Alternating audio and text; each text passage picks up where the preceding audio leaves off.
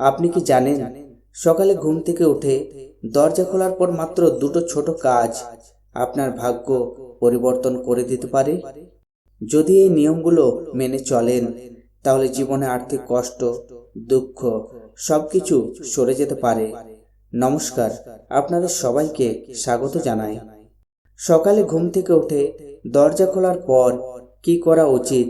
বিশেষ করে ঘরের মহিলারা যদি কিছু বিশেষ কাজ করেন, তাহলে জীবনে বড় কোনো সমস্যা আসবে না, আর্থিক কষ্ট দূরে থাকবে। হ্যাঁ বন্ধুরা, কিছু এমন সহজ কাজ আছে যা সকালে মূল দরজা খোলার সঙ্গে সঙ্গে করলে জীবনে উন্নতি নিশ্চিত। শুনতে অদ্ভুত লাগলেও এটাই সত্য। ঘরের মূল দরজা অত্যন্ত গুরুত্বপূর্ণ। বাস্তুশাস্ত্র অনুযায়ী বাড়ির প্রধান দরজা সব দরজার মধ্যে সবচেয়ে বড় এবং দুই পাল্লার হওয়া উচিত, এবং সবসময় দরজাটি পরিষ্কার পরিচ্ছন্ন রাখা জরুরি, কারণ এই দরজা দিয়ে মা লক্ষ্মী ঘরে প্রবেশ করেন। এবার জেনে নেওয়া যাক কি কি করবেন। সকালে ঘুম থেকে উঠে দরজার দুই পাশে অল্প জল ছিটিয়ে দিন। গঙ্গা জল হলে ভালো হয়, না হলে সাধারণ জলও চলবে। এতে ঘরের পবিত্রতা ও সমৃদ্ধি আসে।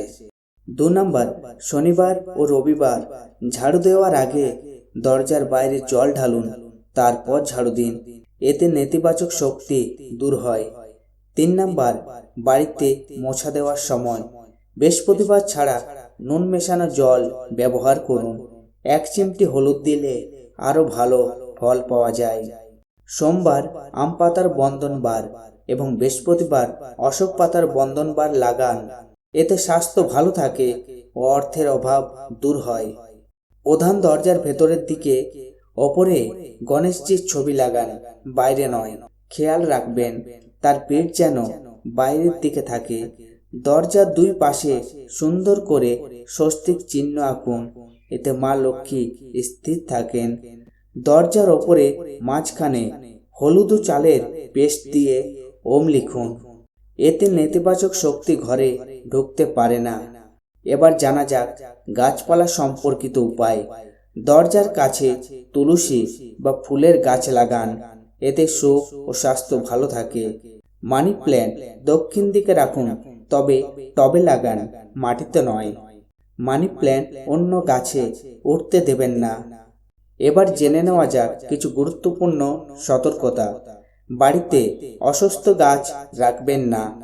সহিংস ছবি, ডুবন্ত জাহাজ বা ঝর্ণার ছবি ঘরে রাখবেন না, এগুলো নেতিবাচক প্রভাব ফেলে। এবার জেনে নেওয়া যাক অতিরিক্ত শক্তিশালী উপায়।